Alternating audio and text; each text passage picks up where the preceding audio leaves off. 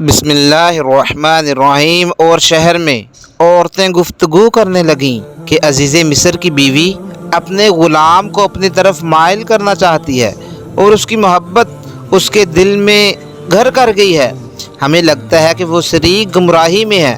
جب اس عزیز کی بیوی نے ان عورتوں کی گفتگو جو حقیقت میں دیدار یوسف کے لیے ایک چال تھی سنی تو ان کے پاس دعوت کا پیغام بھیجا اور ان کے لیے ایک محفل مرتب کی اور پھل تراشنے کے لیے ہر ایک کو ایک ایک چھری دی اور یوسف علیہ السلام سے کہا ان کے سامنے باہر آؤ۔ تو ان کا رعب حسن و جمال ان پر ایسا چھا گیا کہ پھل تراشتے تراشتے اپنے ہاتھ کاٹ لیے اور بے ساختہ بول اٹھیں کہ سبحان اللہ، یہ حسن یہ آدمی نہیں، کوئی بزرگ فرشتہ ہے۔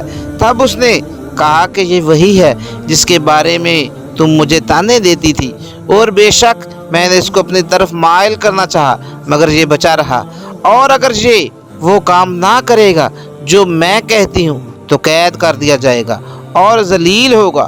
یوسف نے دعا کی کہ اے پروردگار، جس کام کی طرف یہ مجھے بلاتی ہے اس کی نسبت مجھے قید پسند ہے، اور اگر تو مجھے ان کے فریب کو نہ ہٹائے گا تو میں ان کی طرف مائل ہو جاؤں گا اور ان دانوں میں داخل ہو جاؤں گا۔